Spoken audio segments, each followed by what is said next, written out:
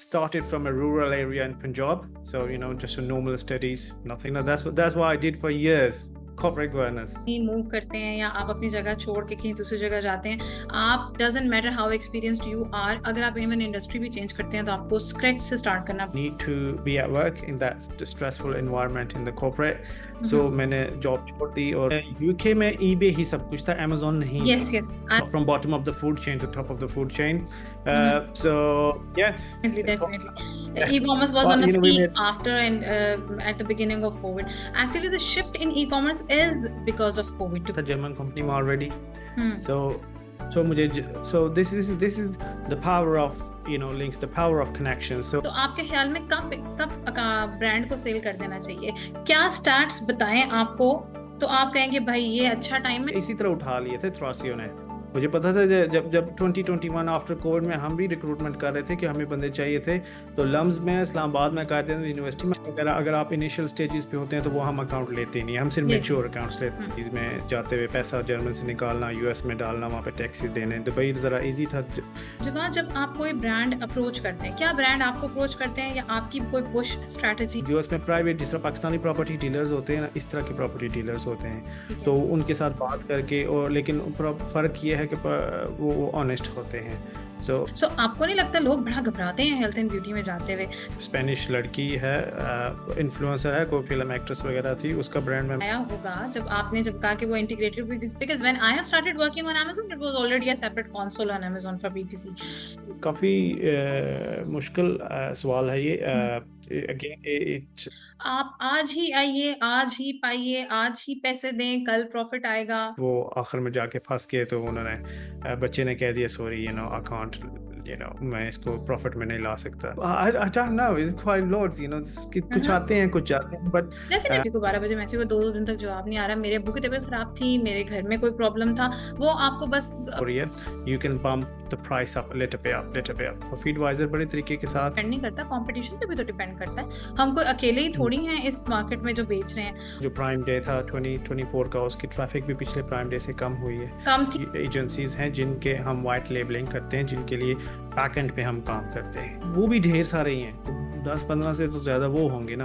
मैं गवर्नेंस करता हूँ भाई, मुझे ये करने दो, ये मुझे अच्छा लगता है, इसके अलावा इस वजह से, और यूएस का मैं बहुत बड़ा फैन इस वजह से क्योंकि यूएस खुद मनी प्रिंट करता है। तो आपको कहे कोई बंदा तीसरी ऑप्शन में इन्वेस्ट करने को, व्हाट वुड दैट? आप इंग्लैंड की प्रॉपर्टी जो सबसे सेफ, दुनिया की सबसे ज्यादा सेफ प्रॉपर्टी इंग्लैंड की है। आपकी तो कंपनी किसी और जगह की, आप फॉरेन कंपनी बना रहे हैं तो आपको कॉर्पोरेट टैक्स नहीं देना है या जीएसटी नहीं देना, तो फिर यूएस आपसे कहते हैं कि मुझे गिल्टी टैक्स दो। उस पर आप ठीक ठाक पैसे बना सकते हैं, लेकिन अगर आप फुल टाइम बिजनेस कर रहे हैं, कोर बिजनेस कर रहे हैं, तो फिर आपको automate. Emotional intelligence is just like very neutral concept, लेकिन आप जैसे ही उसको किसी भी चीज के साथ ऐड करते हैं ना, उसका जायका बढ़ जाता है। इसी तरह एक और ऐसी थी, वो ब्लॉगिंग वाली थी, कितने पैसे बन जाएंगे। Okay, you really good. एक तो वेल नाउन, आपके वेल नाउन पाकिस्तान के स्टार हैं जिनको ब्लॉगिंग में हमने ठीक ठाक पैसे दिए, फेल हो गए। एग्रीगेटर्स के साथ काम किया आपने, डिफरेंट जो दूसरी एजेंसीज हैं पीपीसी की, आपने उनके साथ मिलके काम किया, आपने गोरा क्लाइंट्स के साथ काम किया। सो पार्टनरशिप हमेशा ये नहीं होती है कि आपने कोई कॉन्ट्रैक्ट साइन किया, आप और मैं बात करें, इट्स आल्सो अ पार्टनरशिप। बात शरीफ वज़ीर आज़म बन गया है। Emotional intelligence is very important, but emotionally साहब की बात मैं बहुत उस पे एग्री करता हूँ कि जो बिल्ली कैरेक्टर आप वो नहीं नहीं ले सकेंगे, क्योंकि बिजनेस में स्पीड बहुत मैटर करती है। आप सोचते ही रह जाएंगे, कोई वो फैसला लेके करके चला जाएगा। जो बाकी सदाम भाई के साथ भी हुई पार्टनरशिप हुई है, वो भी काफी, मैं सदाम भाई को जानता था inside. Time is way more important than money. सबसे जरूरी पेमेंट टर्म्स, एग्रीगेटर के साथ payment terms. I really enjoyed it, yeah. मतलब कि अगर इसने कुछ चीज़ छिपाई हुई है तो अभी वो सामने आ जाए। बैट किस घोड़े पे लगा रहे हैं, ये बहुत इंपॉर्टेंट होता है। Thank you so much Jawad for coming on a call with us. Education कहाँ से स्टार्ट हुई, आपने कहाँ पे अपने इनिशियल ईयर्स स्पेंड किए, और फिर आपकी ट्रांजिशन कैसे हुई टुवर्ड्स द बिजनेस थिंग? पहले हम pleasure. Right. Okay. So I'll start from the school. So pleasure to be here. So what I did is started from a rural area in Punjab. So just a normal studies, nothing outstanding. फिर वहाँ से मैं छोटी as में मेरे वाला साहब का इंतकाल हो गया, तो मुझे दुबई जाना पड़ा। फिर दुबई से मैं इंग्लैंड चला गया। तो जो मेरी ज़्यादा एजुकेशन थी वो इंग्लैंड की ही थी। तो और यहाँ पे मुझे इतना ज़्यादा मैंने पढ़ा भी नहीं और चांस भी नहीं मिला। और जर्मन कंपनी में मैं काम करता था, तो उस वजह से मुझे काफ़ी वहाँ से नर्चरिंग उन्होंने मेरी की, from from bottom of the food chain to top of the food chain. So yeah, so तो वहाँ आपने से आपने ग्रेजुएशन कंप्लीट किया इंग्लैंड में? equivalent to graduation. So okay, basically वहाँ पे जो एक एक्सपीरियंस होता है, वर्क एक्सपीरियंस के साथ साथ आप पढ़ते रहते हैं, तो आपको एक डिग्री मिलती है जो equivalent to बैचलर्स होती है। So alright. उसमें एक काम करते हैं, कॉलेज जाते हैं, काम करते हैं, कॉलेज जाते हैं, तो फिर वहाँ हाँ से हाँ हाँ, आपको वो। जिस तरह काइंड ऑफ अगर हम पाकिस्तान की बात करें तो वो बोलते हैं चाहे जी अप्रेंटिसशिप करें या फिर इंटर्नशिप करें या फिर एंगेज हो। डेफिनेटली बाहर डिफरेंट होता होगा, बट चलें थोड़ा बहुत तो मसाला हमारे पाकिस्तान में भी कोशिश करते हैं ना फ्लेवर देने को, कि जाए कॉर्पोरेशन में जाके जरा काम कर देखें। So is it like that? Exactly, okay. Exactly आप काम करते हैं, फिर आप वो कोर्सेज करते हैं, वो उस तरह की एजुकेशन करते हैं। फिर मतलब मेरी एजुकेशन, बोलने का स्टाइल, बिकॉज मेरी कॉर्पोरेट गवर्नेंस कंपनी थी कि कॉर्पोरेट में आपने कैसे काम करना है, किस तरह आप हम्म लोगों के साथ डील करनी है, किस तरह बिग बिग कॉन्ट्रैक्ट्स को डील करना होता है। इसमें hmm. Multi millionaires, millions I am millions going to pounds ask lot involve. Of questions about this to you later on इंशाल्लाह। Yeah, of course, that's what I did for years, corporate governance. Great. Yeah, yeah, that's right. So Um, which was the company name from which you have started actually? So I started from a German company called DB, Deutsche Bahn. So Okay. Deutsche Bahn's got subsidiary. So subsidiary means के एक और child company होती है, public transport है, UK में उसको कहते हैं Arriva trains and Arriva buses. All right. So I started from the cleaner kind of stuff from Ah, Arriva to so you have become, started from the scratch, we can say that आपने A side भी देखी है, अपने Z side भी देखी है, we can say this. Exactly, started from the bottom because मैं पाकिस्तान से गया हुआ था, मेरी कोई एजुकेशन नहीं थी, तो when you move into different country you start from the bottom of the food Definitely, chain. definitely. That's a So, the keynote here कि अगर आप कहीं मूव करते हैं या आप अपनी जगह छोड़ के कहीं दूसरी जगह जाते हैं, आप doesn't matter how experienced you are, अगर आप इवन इंडस्ट्री भी चेंज करते हैं तो आपको स्क्रैच से स्टार्ट करना पड़ता है। आप नई इंडस्ट्री में काइंड ऑफ इनएक्सपीरियंस्ड ही होते हैं। अपने आप को मतलब ये नहीं समझना चाहिए कि मैंने किसी और इंडस्ट्री में अगर फॉर एग्जाम्पल 15 ईयर्स भी लगाए हैं तो दूसरी इंडस्ट्री का भी मुझे उतना ही एक्सपीरियंस है या दूसरी जगह का भी मुझे उतना एक्सपीरियंस है, राइट? एग्जैक्टली बिकॉज यूके में और जर्मनी में जो हेल्थ एंड सेफ्टी है उसको काफ़ी इंपॉर्टेंट लिया जाता है, तो उसके काफ़ी ज़्यादा टेक्निकलिटीज़ होती हैं। It's been a while, I left corporate governance in 2018, so okay. मुझे छुए हुए भी तो कितने साल हो गए। छह सो छह आप साल तो हो हाँ, तो छोड़ दो, मुझे पता नहीं आखिरी कोर्स मैंने 2016 में किया होगा। सो वो है कि लेवल 3 से स्टार्ट होते हैं, जो बेसिक कोर्स होता है ना वो लेवल 3 से स्टार्ट होता है। देन यू गॉट लेवल 4 को स्किप किया जा सकता है, आप लेवल 5 पे आते हैं और फिर लेवल 5 से लेवल 7 पे आते हैं। लेवल 7 आपका जो होता है वो मास्टर्स के इक्विवेलेंट होता है। तो मैं लेवल 5 तक गया था, मैंने लेवल 7 नहीं था किया। So great. लेवल 5 तक, तो उसमें health and safety important factor होता है, क्योंकि बहुत से इंसानों की जानें आपके हाथ में होती हैं। Right right. सो आपकी स्पेसिफिक डीलिंग क्या थी वहाँ उस कंपनी में, और आप क्या क्या चीजें मैनेज कर रहे होते थे? When I left my company, I was an ops manager. We हाँ call it operations manager. हाँ। So operations managers, I was responsible for 600 people. 600 बंदे मेरे नीचे काम करते थे, 8 सुपरवाइजर थे। और इन 600 बंदों का मतलब था कि 600 खानदान हमारे साथ वाबस्ता थे। Definitely definitely.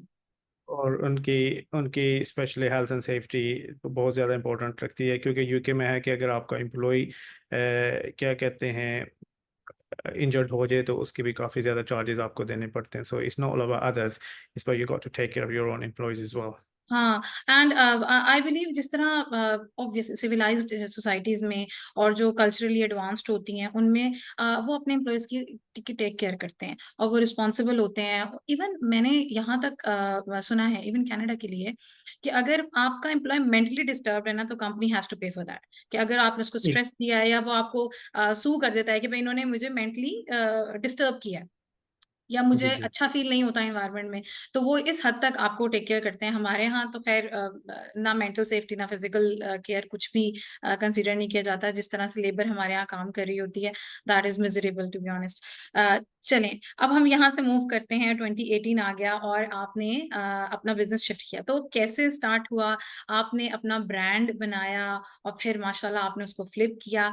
I would like to know the each and every detail of the journey. Okay, so that's a coincidence as well, or maybe hmm, I would say good luck. 2016 में हमने अपना एक ब्रांड स्टार्ट किया था US market में. हुँ, So hmm, we call it Namaskara. Hmm, hmm, So उसमें सारे oils and जो जो फैशन ब्यूटी रिलेटेड प्रोडक्ट्स थे, तो वो था काफ़ी इजी था उस वक्त. I wouldn't say easy था, but comparatively, hmm, comparing to today, it was quite easy to launch your own product and take it from there. हुँ, 2016 में स्टार्ट किया. मेरी कॉर्पोरेट जॉब थी, काफ़ी स्ट्रेसफुल जॉब. प्लस मेरे बिजनेस पार्टनर से पाकिस्तान, हम दोनों ने इकट्ठा शुरू किया. सो बहुत ज़्यादा काम करते थे, मेरा इतना ज़्यादा नहीं होता था उसमें इन्वॉल्वमेंट, लेकिन स्टिल एफडीए की जो अप्रूवमेंट्स और जो के अटॉर्नीज़ के लेटर्स और ये सारे जो हेल्थ एंड सेफ्टी के जितने भी जो सारे मामला थे वो मैं देखता था. सो वो हमने 3 साल चलाया. अच्छा पैसा बना. 2019 2018 में एक वेव आई थी एग्रीगेटर्स की. अगर जो अमेज़न में हैं उन्हें पता है कि aggregators turned up from nowhere, के जिनके पास लोड्स ऑफ मनी थी, and they were just buying ridiculous amount. They were paying just a ridiculous amount of money to the brand owners, and we happened to be lucky to be there at the right place, right time. So in Berlin Brands Group, BBG, for some reason, I was working for a German company as well, so I got bumped into BBG. Hmm, So we managed to close a deal with substantial amount of money at that time. We made really good money at that time. 2020, it was about 2019. We didn't have any idea about the COVID. If we'd have kept that account for another 2-3 years, you could have made good money in COVID time as well, which yeah, we definitely, thought. definitely. E-commerce was Well, on a we peak made. after and at the beginning of COVID. Actually, the shift in e-commerce is because of COVID, to be honest. If we look at the trends before COVID, situation of market was entirely different. But after COVID, it was another story for e-commerce seller. And this Zoom calling and this e-commerce and ease to a buyer, everything shifted after COVID. You can see a shift not just only in buying trends but only in the selling trends as well. People now have shifted towards the desired based buying, not just simple buying because they need something. They now actually browse for stuff and then buy. So actually entire market has been shifted, has been changed in their entire cycle. Exactly. So e commerce को proper shift हो गया. तो 2019 में जब हमने उसको sell किया, तो I didn't need to be at work in that stressful environment in the corporate.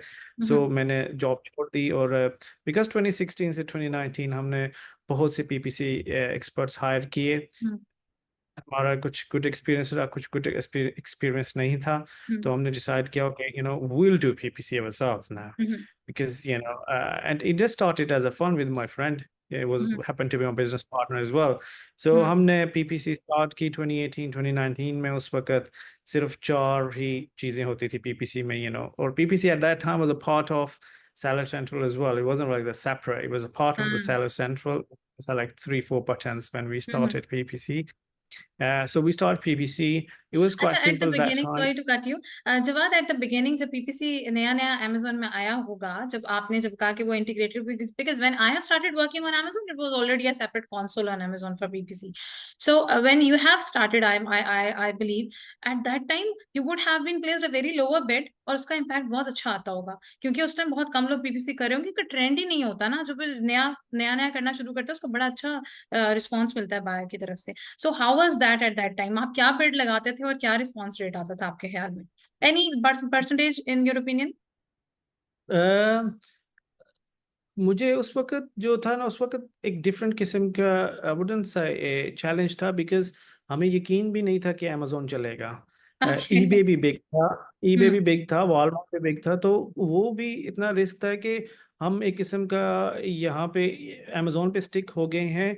Is it gonna work or not? Hmm. Walmart might pick up. EBay might pick up. For hmm. Example UK में eBay ही सब कुछ था, Amazon नहीं yes था yes, I heard that, 2016। Yes. तो 19 तक भी अमेजोन नहीं था क्योंकि nobody wants to buy from Amazon। सो हम यूएस में यूके में बैठ के अमेजोन के ऊपर बैट लगा रहे थे। तो हमें उस तरह के चैलेंजेस थे। पीपीसी का तो चैलेंज हमने कभी उस वक्त में समझे ही नहीं था।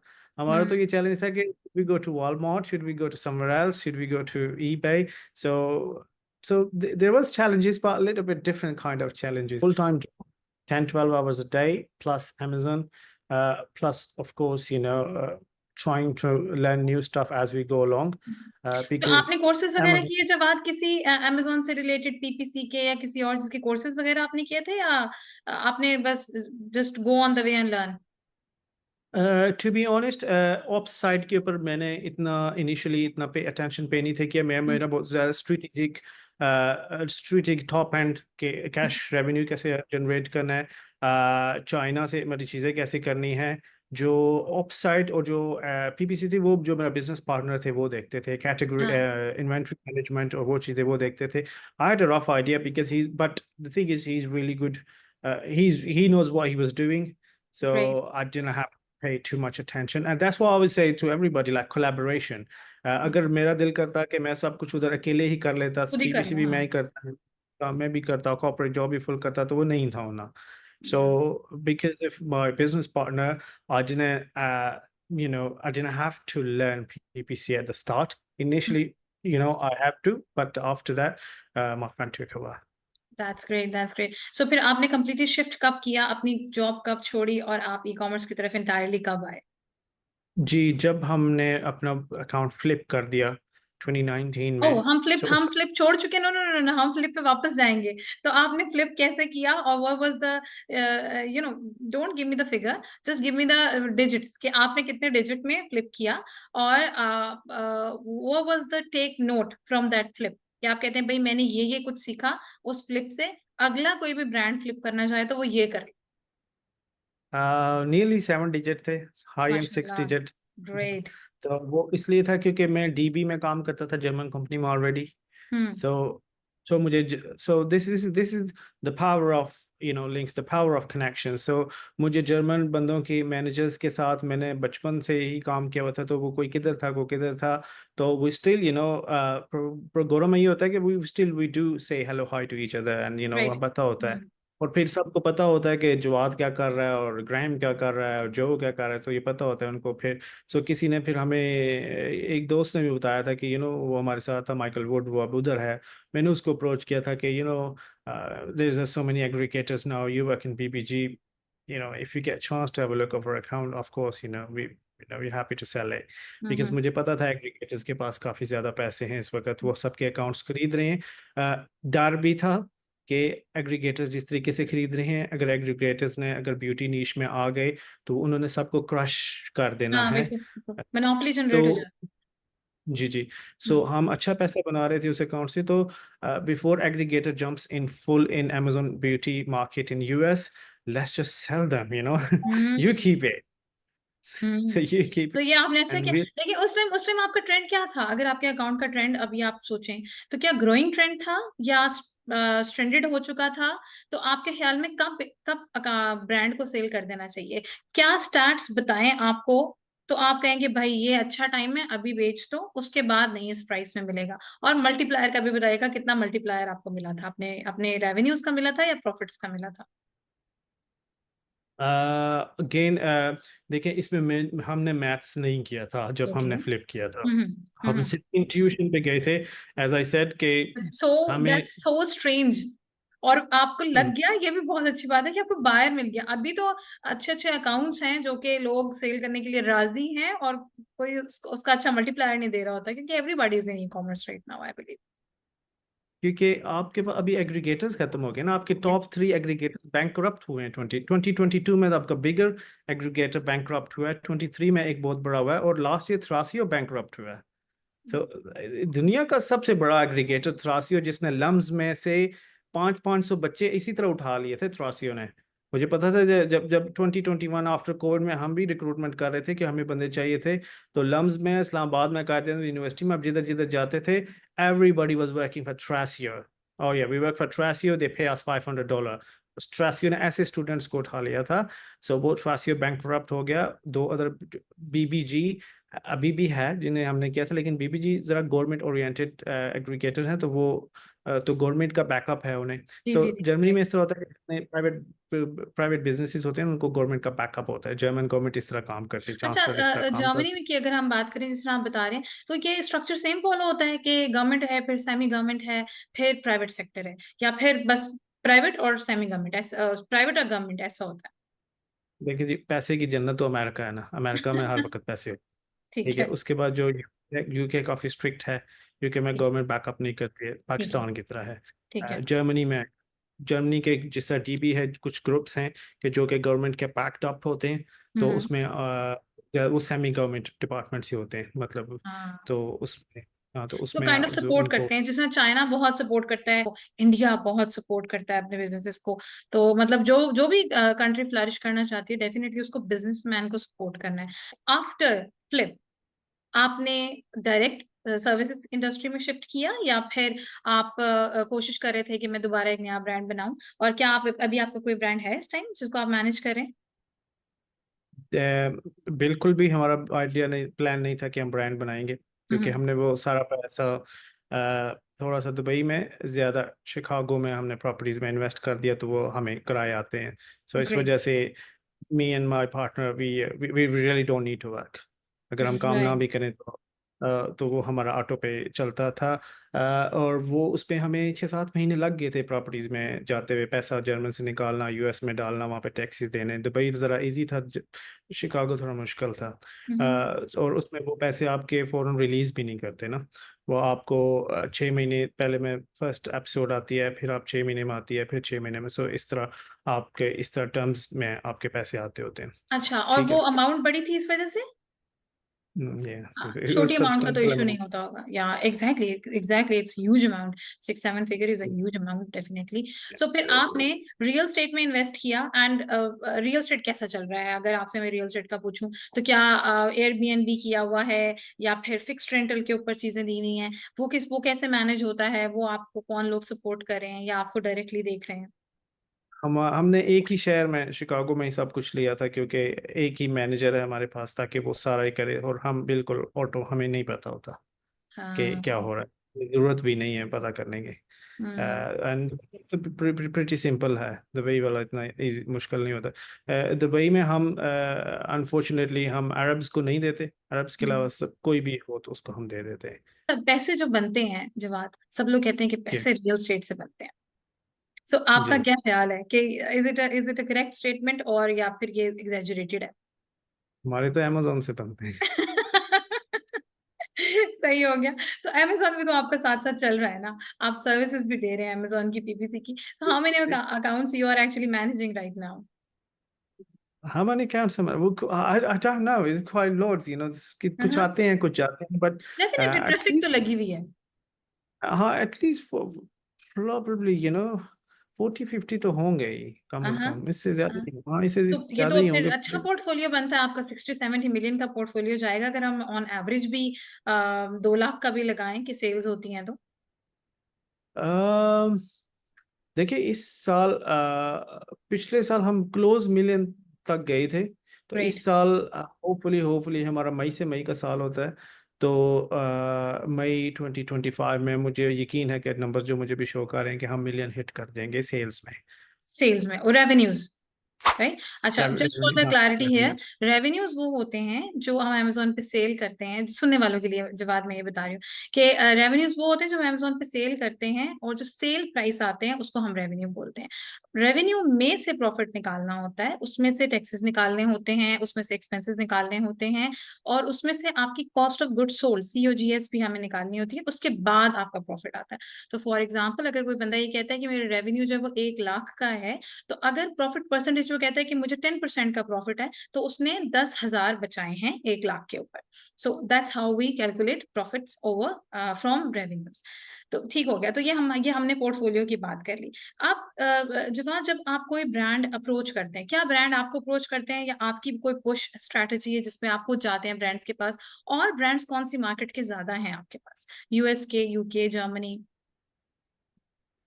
70% US and 30%, 20% UK and 10% I think we got Spain, Italy, Germany, थोड़े थोड़े से वो भी हैं। पर मे ऑलराइट। बी वो भी सब्सिडरीज हैं। जो मेन यूएस का अकाउंट है उसकी सब्सिडरी शायद एक फ्रांस में हो, एक जर्मनी में हो, लाइक सेपरेटली। सो वो सब्सिडरीज ऐसे हैं। अच्छा, जो क्लाइंट हंटिंग जो सबसे इम्पोर्टेंट काम है, सबके लिए सुनने के लिए ज़रूरी है। हम सब ही कुछ करते हैं, ठीक है। राइट। उसमें हमारे पर्सनल कनेक्शंस हैं। मेरा जो बैकग्राउंड है वहाँ से, उसके बाद लिंक्डइन आउटरीच है, हम्म। ईमेल मार्केटिंग है, हम्म। फाइवर है, जो हम्म। अपवर्क है। सो जो हमारी सेल्स एंड मार्केटिंग की टीम है, वो भी ढेर सारे ही हैं, 10-15 से तो ज़्यादा वो होंगे ना। कुछ फाइवर सही। देख रहा है, कोई अपवर्क देख रहा है, कोई लिंक्डइन देख रहा है, कोई ईमेल मार्केटिंग देख रहा है। तो चैनल हमने कोई भी नहीं छोड़ा और ना हमने छोड़ना है, सही हो गया। सेल्स एंड मार्केटिंग, ठीक है। सही हो सो गया। उसमें से हमारी जो जो इनकमिंग है वो क्वाइट फास्ट होती है, कि हम्म। अकाउंट्स आ रहे हैं, जा रहे हैं, अकाउंट्स आ रहे हैं। लेकिन जो चर्न रेट है, चर्न रेट मीन्स कि जो अकाउंट ड्रॉपिंग रेट है, वो मेरी कोशिश होती है कि 10% से ज़्यादा ना हो। मतलब अगर 100 अकाउंट आए हैं तो 10 से ज़्यादा ड्रॉप ना हो हमारे साल में। इस तरह मतलब चर्न तो रेट के वो आने काफ़ी। आने को आप कैसे डिफाइन करते हैं जवाब के में? आप आने को क्या कहते हैं कि वो आया, उसने आपको पे किया, आपने उसको सर्विस दी और फिर वो चला गया, उसको आप आना कहते हैं? या आना आप ये कहते हैं कि वो आया, इंफॉर्मेशन ली और फिर कन्वर्ट नहीं हुई? नहीं नहीं, जो वो आया और जिसने पेमेंट की, जो ऑन बोर्ड हुआ और जिसके साथ हमने पीएसएम प्रोडक्ट सर्विस मैनेजर लगाया, ठीक है। पीपीसी, और उसने फर्स्ट इनवॉइस पे की, और उसको हम मतलब सेटअप फी किसी ने पे की, तो it means he is our client और शी ठीक इज हो अवर गया। क्लाइंट। ठीक हो गया। सो आपके पास जो सबसे पुराना अकाउंट है वो कौन सा होगा आपके ख्याल में? I think पार्लिस। पार्लिस एक ब्यूटी अकाउंट है। हम्म। ब्यूटी ब्यूटी है, क्योंकि हमने स्टार्ट से हेल्थ एंड ब्यूटी में मास्टर किया था। सो हमारे ज़्यादा अकाउंट हेल्थ ब्यूटी के हैं, सो तो इतना। जवाद, MSDS, FDA, ये सर्टिफिकेशन, वो सर्टिफिकेशन। सो आपको नहीं लगता लोग बड़ा घबराते हैं हेल्थ एंड ब्यूटी में जाते हुए? सो आपको लगता है कि क्योंकि टैम बहुत बड़ा है हेल्थ एंड ब्यूटी का, इसमें कोई शक नहीं है, target area market is huge. तो अगर हमें 10 बिलियन की मार्केट में से 5 छोड़ो, 0.3%, 0.5% ही मिल जाए, हमारा पेट भर जाएगा, क्योंकि मार्केट का साइज ही बहुत बड़ा है। आपके ख्याल में why should be go for beauty? और ब्यूटी में जाना है तो कितने पैसों का रिस्क लेने की ताकत हो तो ब्यूटी में जाए, क्योंकि देखिए रिस्क भी बहुत ज्यादा है ब्यूटी में। ब्यूटी में आपको पता होना चाहिए आप क्या कर रहे हैं, हम्म। ठीक है। You know what you doing, क्या आपके इंग्रेडिएंट्स हैं, कहाँ से आ रहे हैं, एफटीएस को क्या करेगी। बहुत से ब्यूटी ब्रांड हैं। मैं स्पेनिश ब्यूटी ब्रांड, स्पेनिश लड़की है, इन्फ्लुएंसर है, कोई फिल्म एक्ट्रेस वगैरह थी, उसका ब्रांड मैं मैनेज कर रहा था। पता नहीं कितने हज़ार की उसकी इन्वेंट्री यूएस में एक दिन के अंदर ऐसे ही चली गई, क्योंकि एफटीए ने उसको अप्रूव अप्रूव इनिशियली कर दिया और उसके बाद वो अप्रूव नहीं किया। सो ऐसा भी हमारी। होता है कि अप्रूवल वापस ले लेते हैं? Exactly, exactly. और ऐसा भी हुआ है सॉरी, कि अप्रूवल लेने के बाद उन्होंने कुछ और भी मांग लिया है, और बाय द टाइम उन्होंने जो कोई और लेटर मांगा है वो आने तक, क्योंकि इनकी एक्सपायरी डेट एक शॉर्ट शॉर्ट हाँ। शेल्फ लाइफ होती है। यस, शेल्फ लाइफ वो होती है। शेल्फ लाइफ होती है, और शेल्फ लाइफ में by the time you got your listing reinstated, आप अपनी रैंकिंग लूज कर गए, सब कुछ लूज करके, और जब आप ब्यूटी में आते हैं, आपकी शॉर्ट शेल्फ लाइफ की वजह से आपके thousands and thousands of dollars जो होते हैं वो आपके ज़ाया हो जाते हैं ब्यूटी में। सो मैंने एक स्पेनिश बिग फिल्म स्टार के काफ़ी सारे पैसे डूबते देखे हैं अपने हाथों से, कि because of this technicalities and this technicalities, paper yes. Work. So आप क्या कहते हैं कि बंदा कोई ब्यूटी में आए, फॉर एग्जांपल चलिए मस्कारा की बात करते हैं कि मस्कारा ही लॉन्च करना है दोबारा, कि अच्छा, आपका जो प्रोडक्ट सिलेक्शन है, क्या आप प्रोडक्ट सिलेक्शन पे काम करते हैं जवाब, या फिर आप सिर्फ मार्केटिंग देखते हैं, PPC देखते जी नहीं, हम सिर्फ कैटलॉग देखते हैं और हैं? ओके। पीपीसी देखते हैं। ओके। प्रोडक्ट सिलेक्शन वगैरह अगर आप इनिशियल स्टेजेस पे होते हैं तो वो हम अकाउंट लेते ही नहीं, हम सिर्फ लेते मेच्योर हैं। अकाउंट्स लेते सो आपका क्या टारगेट है हैं। कि इतना इतनी सेल होती हो तो हम आपको लेंगे, इसके अलावा हम आपको ऑनबोर्ड नहीं करेंगे? What's the criteria for you?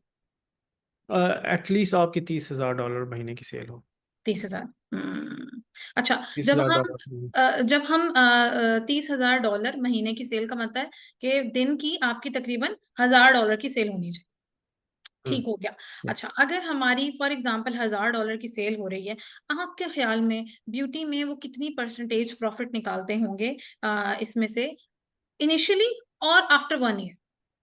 आपके एक रफ ओपिनियन, इनिशियली क्या प्रॉफिट आता है पीएल में, और आफ्टर 1 to 1.5 ईयर जब वो मेच्योर हो चुका होता है, लोग देखने लगते हैं, जानने लगते हैं, कितना प्रॉफिट हम एक्सपेक्ट करें?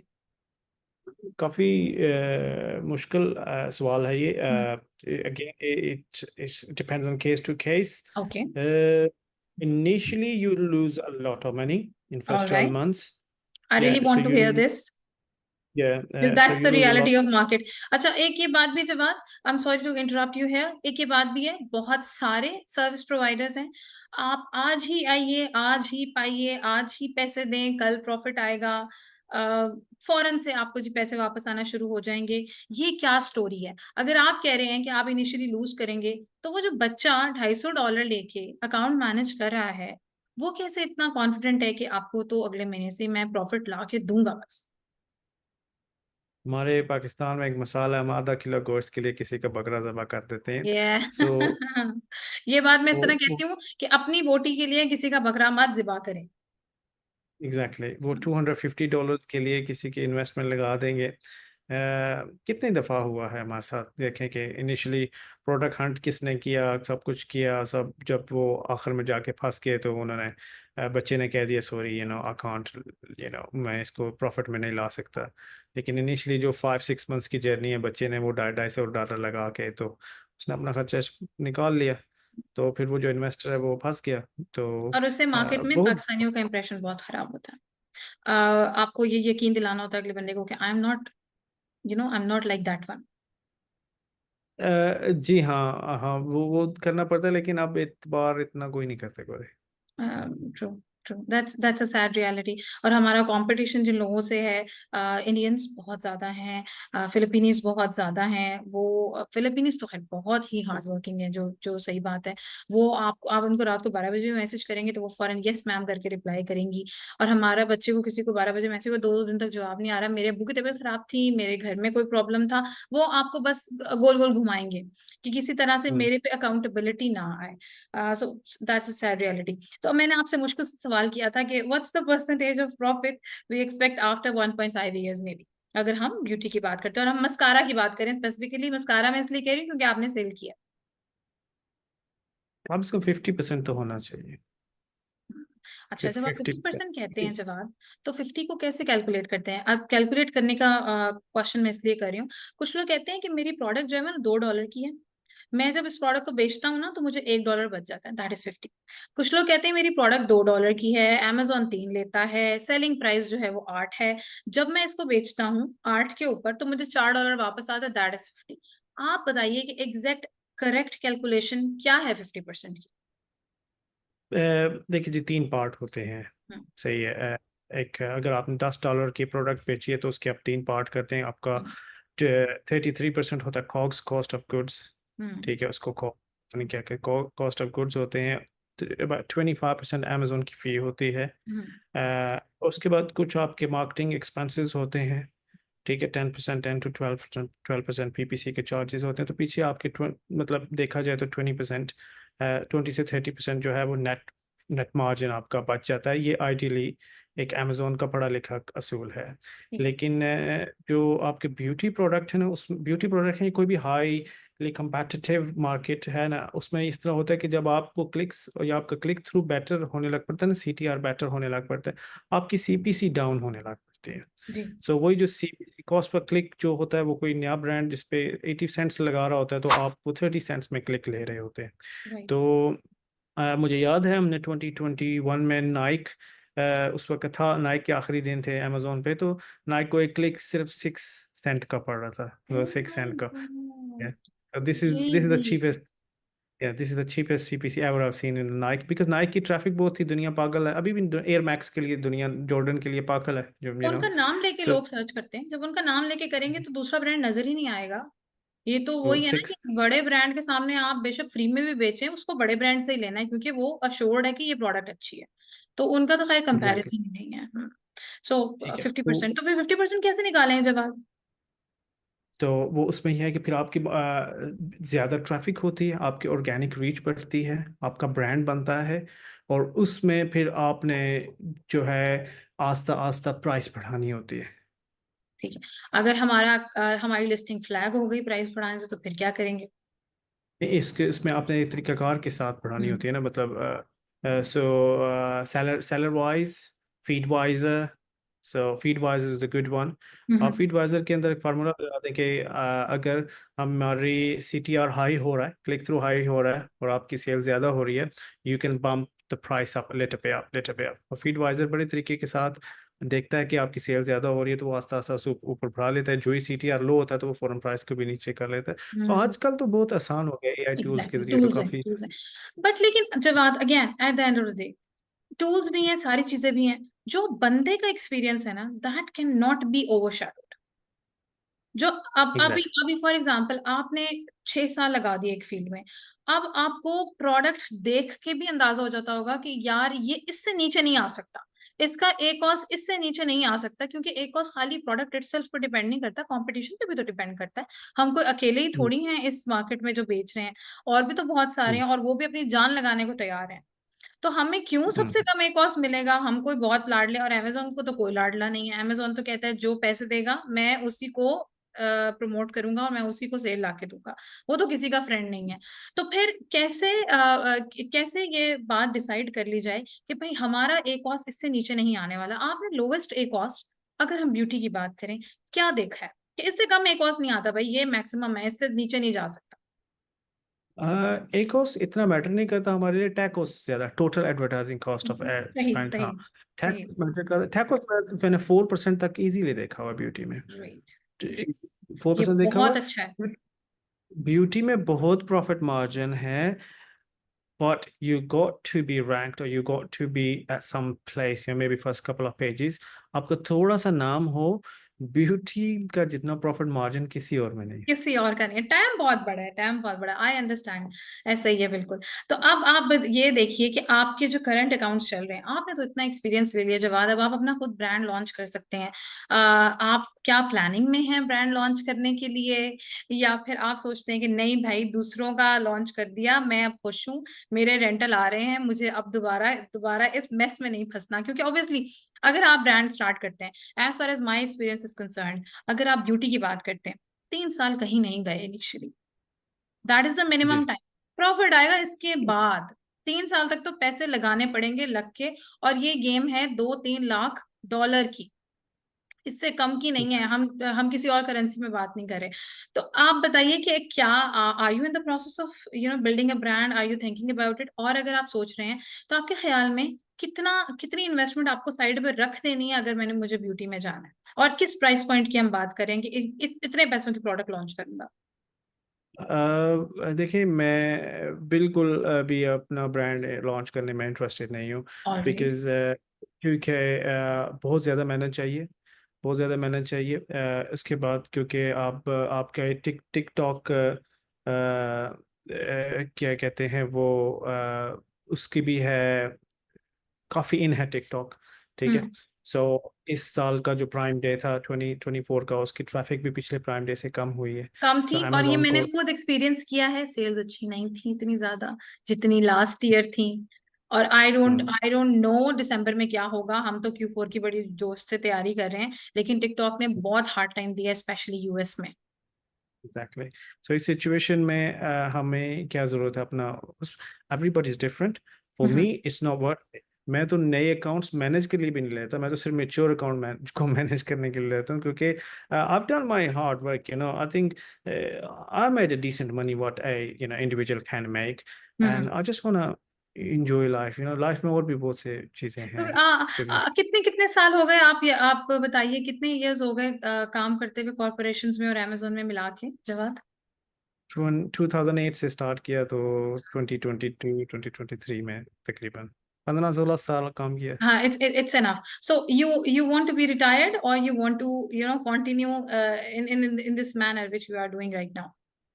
नहीं, हमारी अपनी एडवर्टाइजिंग एजेंसी है ब्रेन सोल्स, जिसमें Right. हम 2018 में जब हमने काम स्टार्ट किया पे पर क्लिक, जिसका मैंने बताया नहीं, तो उसमें भी हमने वेरी सोफिस्टिकेटेड एडवर्टाइजिंग को टारगेट किया, जिसको कहते हैं demand side platform, hmm. DSP ad. So DSP ads जो उस वक्त की लाइव स्ट्रीमिंग और ट्विच स्ट्रीमिंग और जो इस तरह के जो कॉम्प्लिकेटेड एड्स होते हैं ना, अलेक्सा, ऑडियो हम्म। एड्स, इस काइंड ऑफ एड्स जो कॉम्प्लिकेटेड सोफिस्टिकेटेड एड्स हैं, तो हमने उनके ऊपर स्पेशलाइजेशन किया, उनके ऊपर काम शुरू किया। मैं को क्लेम नहीं करना चाहता, लेकिन मुझे नहीं लगता कि जिस वक्त हम डीएसपी एड्स कर रहे थे पाकिस्तान में कोई कर रहा है, और अभी भी हमारे लेवल पे पाकिस्तान में कोई भी डीएसपी नहीं नहीं, कोई करता। भी नहीं है, पैसे बहुत ज्यादा लगते हैं उसमें। और इतनी पाकिस्तानी सैलरी की कैपेसिटी ही नहीं होती, जो सच बात है। अगर आप एक इन्फ्लुएंसर को हायर करें, वो आपसे पैसे मांग ले, तो सेलर्स कहते हैं भाई इतने पैसे हम नहीं दे सकते, आप सिंपल स्पॉन्सर्ड पे जाएं, बहुत अगर दिल चाह रहा है तो डिस्प्ले पे चले जाएं। एट्रीब्यूशन हम्म, कैंपेन्स भी वो स्टेज पे जाके हम रन करते हैं जब आप ऑलरेडी मार्केट में 2 ढाई 3 साल लगा चुके हैं। अदरवाइज उससे पहले किसी के दिल में इतनी कैपेसिटी नहीं हो रही होती कि वो इतने ज्यादा पैसे, क्योंकि ये महंगे एड्स हैं, टीवी एड्स महंगे एड्स हैं। इन्फ्लुएंसर को पे करके उससे लाइव दिखाना आपकी प्रोडक्ट को, इट इट कॉस्ट्स यू, लेकिन सेलर उस पर अग्री बहुत मुश्किल से कर रहे होते हैं। अच्छा, अब हमने ये सारी चीजें देख ली कि हम अमेजोन को कैसे मैनेज करेंगे, और पीपीसी आपने किस तरह से लेके चली, और बाकी सारी चीजें। क्या आप कोलैबोरेशन कर रहे हैं जब आप किसी के साथ राइट नाउ, या आप इंडिविजुअली काम करते हैं? जी कोलैबोरेशन कर रहे हैं। 4 मेन 2 यूएस 2 कैनेडियन एजेंसीज हैं जिनके हम वाइट लेबलिंग करते हैं, जिनके लिए बैक एंड पे हम काम करते हैं। All right. So and basically उनका मार्केटिंग स्ट्रक्चर स्ट्रांग है, वो मार्केटिंग करते हैं और बैक एंड पे ऑपरेशंस हम करते हैं। That's great, that's great. So it means के आप लोग सब मिल के collective, and are they Pakistanis और लाइक अदर नेशनैलिटीज? नहीं, सब बाहर के हैं, पाकिस्तानी नहीं है। Why so? किसी ने आपको अप्रोच नहीं किया, या आप चाहते हैं कि मेरे से दूर रहो? नहीं, मैंने सदाम साहब के साथ काम किया 6-7 महीने, उनकी कंपनी को मैंने राइट। पीपीसी में फुल सपोर्ट किया। हाँ। He is a gentleman. Hmm. उनके साथ काम किया, लेकिन हम पाकिस्तानी खुद ही आपस में इतने हमारे इतने फैमिली रूट्स स्ट्रांग होते हैं कि हम खुद मैनेज कर लेते हैं, इस वजह से ज़रूरत नहीं पड़ती। अब सदाम भाई का अपना सेटअप बहुत बड़ा है, तो उनके पास टाइम नहीं था, तो मैंने थोड़ा कुछ ऐसा उनको हेल्प किया और फिर टीम बना के दी, तो वो अभी चला रहे हैं उसका। That's great, that's great. So मतलब आप जो हैं वो बैक साइड पे, वो आपने ऑप्स वाली अपनी जगह नहीं छोड़ी, आपने कहा मैं ऑपरेशंस ही मैनेज करूंगा, मैं ऑप्स मैनेजर हूँ। तो काम ही आपने है कहा ना। ना गवर्नेंस, मैं गवर्नेंस करता हूँ भाई, मुझे ये करने दो, ये मुझे अच्छा लगता है, इसके अलावा मुझे किसी और साइड पे मत लेके जाओ। सो अच्छा, रियल स्टेट की तरफ आते हैं। Again I am little curious about that. जब हम रियल स्टेट में जाते हैं, इनिशियली आपके ख्याल में क्या चीजें अंडर कंसिडरेशन रखनी चाहिए इन्वेस्टमेंट से पहले? यूएस तो बहुत इजी है, आपने अच्छा सा अटॉर्नी लेना है तो वो आपके लिए सब कुछ कर देगा। वो हटाने के आपसे नहीं पहले? पूछ, जब आप प्रॉपर्टी ले रहे होते हैं तो आपके पास पैसे तो होते हैं। वो तो आपकी बात ठीक है, लेकिन आवरली बेसिस पे अटॉर्नी चार्ज करता है, what's the average rate for attorney there? Depends है, वैसे तकरीबन $70-80 से तो शुरू होता ही है उसका ठीक है। रेट। और वो खुद ढूंढते हैं आपके लिए प्रोडक्ट, और वो खुद आपको बताते हैं कि इसकी ये क्वालिटीज हैं, यहाँ या इस एरिया में जाना है, किस तरह से यूजुअली कर रहे नहीं, हैं? वो लेग वर्क आपको खुद करना पड़ता है, वो कि वहाँ पे जो यूएस में है, वो यूएस में प्राइवेट, जिस तरह पाकिस्तानी प्रॉपर्टी डीलर्स होते हैं ना, इस तरह के प्रॉपर्टी डीलर्स होते हैं। ठीक है। तो उनके साथ बात करके, और लेकिन फ़र्क ये है कि वो ऑनेस्ट होते हैं। सो कंपैरेटिवली ऑनेस्ट होते हैं, इतने ज़्यादा। ये बहुत शर्मिंदगी की बात है, लेकिन आपने बहुत सीरियस होके ये बेइज्जती कर दी है। लेकिन obviously that's the correct thing, कि हमारे डीलर्स एग्जैक्टली, कहते हैं कुछ है, होता कुछ है। मसले, एक एक चीज छह छह जगह बिकी हुई होती है, आप किस पे ट्रस्ट करें? एग्जैक्टली। हमने यूएस में जाना है 2 हफ्ते के लिए, 3 हफ्ते के लिए, they can tell us anything and they can just get money off us and do so whatever they like. हाँ, तो वो हमें भी आज तक डर नहीं होता इस वजह से। और यूएस का मैं बहुत बड़ा फैन इस वजह से हूँ कि यूएस खुद मनी प्रिंट करता है, तो US will never go bankrupt. So that's why I will never ever invest any other country apart from US. What about So Dubai? Dubai is great. It's good. Uh, but if I have option, I'll go to US. Again. Dubai is great. इस वजह से थोड़ा सा मैंने, हमारे हैं company के थोड़े से इन्वेस्टमेंट है दुबई में, इसी वजह से। पाकिस्तान में जीरो है, आपने कुछ भी नहीं लिया हुआ पाकिस्तान में? जो सिर्फ हमारे रहने के लिए मिनिमम 4-5 गाड़ियाँ, मिनिमम एक बिल्डिंग, that's it। ये ठीक है, मजबूरी है। अगर आप चाहें भी तो आप कर नहीं पाते। That's correct. अच्छा, अगर आपको कोई बोले कि कोई, अब ये 2 बिज़नेसेस तो हमने देख लिए, आप एक अमेज़न की एजेंसी रन करते हैं जिसमें आप वो पोर्टफोलियो मैनेज करते हैं, और दूसरा आपने कहा कि मेरा रियल एस्टेट का काम है। अगर आपको कहे कोई बंदा तीसरी ऑप्शन में इन्वेस्ट करने को, what would that be? Um, oh dear, oh dear. um, I mean property सबसे ज़्यादा अच्छा है, अमेजोन अच्छा है, तीसरा तो मैंने कभी ज़्यादा सोचा ही नहीं है। आई वुड से कि इंग्लैंड की जो कार्स की नंबर प्लेट्स हैं, आप उनमें इन्वेस्ट करके उनको छोड़ दें, वो बहुत महंगी जाती हैं। थोड़ा हाउ सा डज़ दैट बोइश वर्क? है। हाँ, हाँ, इट्स ओके, नो प्रॉब्लम। आप बता दीजिए, हम समझ लेंगे। How how does that work? मतलब आपने प्लेट ली और उसको छोड़ दिया? जी, उसको आपने छोड़ दिया। F1 जिस तरह थी, F1 2008 में बिकी थी, आई थिंक 150,000 पाउंड्स, 150,000 क्या पाउंड्स। प्लेट किसी के तो नाम पे रजिस्टर नहीं होती है जब? इंडिविजुअल के नाम पे रजिस्टर होती है ना। हाँ, तो गाड़ी बेशक आपके पास नहीं है, प्लेट आपने लेके रख ली और फिर आप उसको हाँ, बाद में, it's like gold, it's like jewellery may be. So F1 plate England की 2008 में इंटरनेट पे भी देखें तो वो, उसका नाम है, पता नहीं, फजल खान है, अफजल खान, उसने ली F1 150,000 पाउंड्स की। तो जो लास्ट टाइम ऑक्शन पे आई थी वो आई थिंक 400,000 पाउंड्स की, कोई इस तरह थी, लाइक 3-4 टाइम्स। 10 साल बाद उसकी प्लेट की वैल्यू चली तो गई। सो फिर ये सारी जो मैंने अभी तक सारा क्रक्स निकाला है आपकी सारी बातों से, वो मुझे ऐसा लगता है कि आप लॉन्ग टर्म बिजनेस को ज्यादा प्रेफर करते हैं। आप कहते हैं कि भाई कोई भी काम हो वो एटलीस्ट 5 6 7 साल वाला होना चाहिए, 1 साल में मुझे हम्म, पैसे नहीं चाहिए। Is it correct? जी, एग्जैक्टली एग्जैक्टली। तो वो इसीलिए होता है कि जब आपका किचन इनकम चलता रहे ना, तो आप प्रॉपर्टी से आपके पैसे आते रहे, तो फिर आप फिर हमेशा लॉन्ग टर्म सोचते हैं, शॉर्ट सोचते ही नहीं। अच्छा, जवाब Robert Kiyosaki, he says that घर मत लो, घर is the worst investment. Is he agree. Right? Is right, that's right, he is right, तो हमारे ही इज पाकिस्तान में राइट। तो सब लोग कहते हैं भाई बेटा घर पहले लेना है, घर बहुत जरूरी है। अम्मी अम्मी को ये सबसे परेशानी सबसे पहले ये होती है, छत अपनी होनी चाहिए, छत छत छत का बहुत टेंशन है। कैसे कैसे इस चीज को डिफाइन किया जाए कि भाई घर इज नॉट इम्पोर्टेंट? जिस तरह मेमन कम्युनिटी, अक्सर मैंने शेखानी जो हैं उनका मैंने पॉडकास्ट सुना, ही क्लियरली सेड दैट एक घर मुझे 10 दुकानें नहीं दे सकता, लेकिन एक दुकान मुझे 10 घर दे सकती है। And that was the statement exactly हमारे लेमैन टर्म्स में, अगर हम कियोस्की को ट्रांसलेट करें। What do you say about it? आपने ये देखना होता है कि आप बैट किस घोड़े पे लगा रहे हैं, ये बहुत इंपॉर्टेंट होता है। अगर आप एक लेस इंटेलिजेंट पर्सन को, एक बंदा लेस इंटेलिजेंट है और वो घर बेच के बिजनेस में इन्वेस्ट करता है, that money is gonna go, that money is gonna go. So maybe don't do it. But if somebody is, grinding it from this age of 10 and onwards, के 10 साल से कोई बच्चा मेहनत कर रहा है, कमा रहा है, ये कमा रहा है, तो इंस्टेंट के वो कमा कमा के घर के ऊपर लगा के डेड इन्वेस्टमेंट करे, यही बात है कि वो पैसे जमा करे, कोलैबोरेशन करके एक दुकान खरीदे, दूसरी खरीदे, तीसरी खरीदे, 10 दुकानें एक अच्छे घर का किराया सारी जिंदगी के लिए दे सकते हैं, अगर वो नाम भी बनाए तो। Great So, great. so it really depends who you are. Plus, Robert Kiyosaki lives in a very, very, business-oriented country, which is America. So yes, उसके फार्मूले एंड ही अमेरिका में इज बहुत अच्छे टॉप हैं। Notch capitalist. उनको इससे कोई फर्क नहीं पड़ता गरीब क्या करे। एंड अगर कोई अपनी लाइफ को इम्प्रूव नहीं कर पा रहा, तो ये उसकी गलती है, बिकॉज मनी इज एवरीवेयर। जवाब, money is everywhere, you just have to know how to get that money. और Exactly. Collaboration, networking is very important. Money will be there. आपने नेटवर्किंग कर ली, आप लोगों के साथ अच्छे ताल्लुकात बना लिए, money is the by product.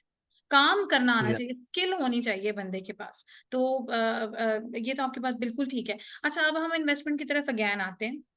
अगर हम इन्वेस्टमेंट करते हैं, शॉर्ट टर्म और लॉन्ग टर्म दोनों तरह की इन्वेस्टमेंट होती है रियल एस्टेट में, आप कौन सी इन्वेस्टमेंट प्रेफर करते हैं? और क्या rental is a good thing या फिर flipping is a good thing? They both are great. Depends कि आप क्या कर रहे हैं। ओके। अगर तो आप हंग्री हैं, बहुत ज़्यादा हंग्री हैं, तो आप इंग्लैंड की प्रॉपर्टी जो सबसे सेफ, दुनिया की सबसे ज़्यादा सेफ प्रॉपर्टी इंग्लैंड की है। राइट। ठीक है। अमेरिका से भी ज़्यादा सेफ इंग्लैंड की है. The right. Reason I didn't go England because I am from England. I have to pay loads of taxes which I really don't want to do it. अच्छा America sorry मेरे टू लिए कट यू ज़्यादा है, क्या हमें गिल्टी टैक्स इंग्लैंड में भी देना पड़ता है जैसे यूएस के लिए हमें गिल्टी टैक्स देना पड़ता है if you are you have a card? कौन सा टैक्स?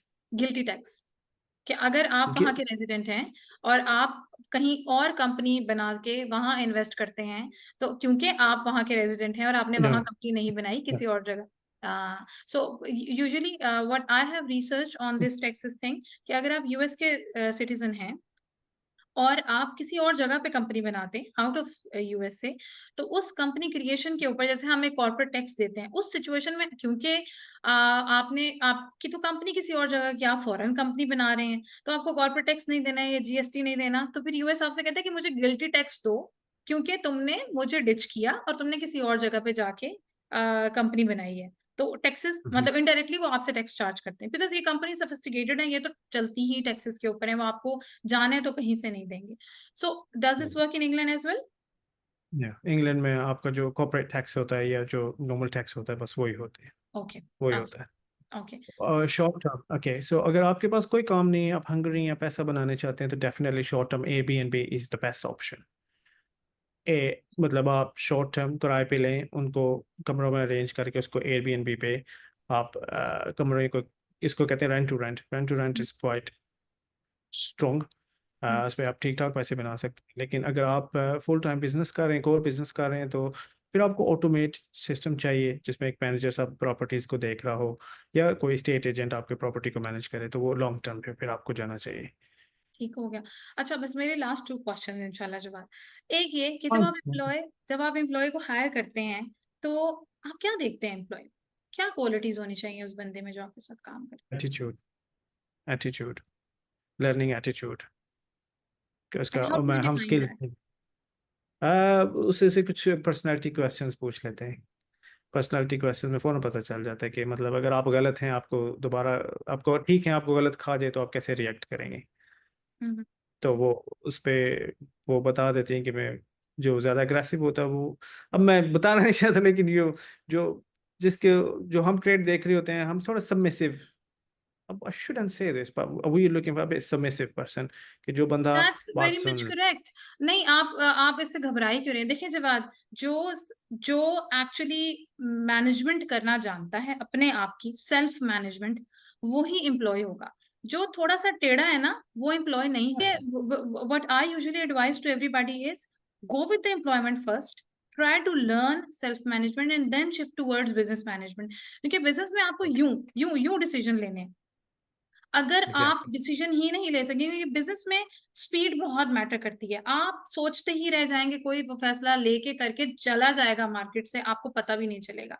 सो ये आप बिल्कुल मत घबराएं इस बात में कि किसी को बुरा लगेगा, this is how it works. अगर एक बंदे को अपने आप को मैनेज नहीं करना आता और वो सबमिसिव नहीं है, तो वो जॉब नहीं कर सकता। वो अगर सुन नहीं नहीं. सकता अपने मैनेजर की बात, तो वो जॉब नहीं कर सकता। और obviously being a business person, हमें ऐसा बंदा चाहिए भी नहीं होता जो समझ ना पाए या जो हमारी हमारी एक्सपेक्टेशंस को पूरा ना कर पाए। So that's fine. एक क्वालिटी हो गई एटीट्यूड। सेकंड आप क्या देखते हैं? वो कितना प्लेजेंट है. ओके, प्लेजेंट डिफाइन है. Present.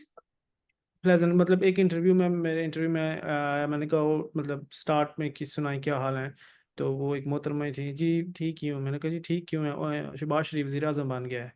Like what to do with you what's then. The या exactly what do you have to do with that? Nothing to do with the business. It's just like, I understand people don't like certain parties, certain people, but don't get to work. So so that I realized from the work, like that person is not pleasant. That person's gonna bring misery in my team. So if somebody is got something to do with the misery, self-pity, a bit of down moment, a bit more than normal, और अपने आप feel sorry करते हैं, शायद वो बंदा हमारी team के लिए ठीक नहीं.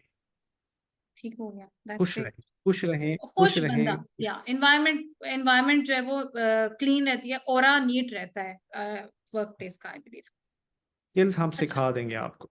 आपको यस, नहीं आते yes that's my point. Attitude आना चाहिए, सीख सकता है कोई, रॉकेट साइंस नहीं है। जब बात सारी चीजें हमने भी करके ही सीखी हैं, लेकिन अगर आपका एटीट्यूड ये है कि मुझे सिखा के दिखाओ, तो फिर आप आपके साथ काम नहीं हो सकता, क्योंकि आप इस एटीट्यूड के साथ हैं कि मैं नहीं सीखूँगा, मैं बस ऐसा ही हूँ।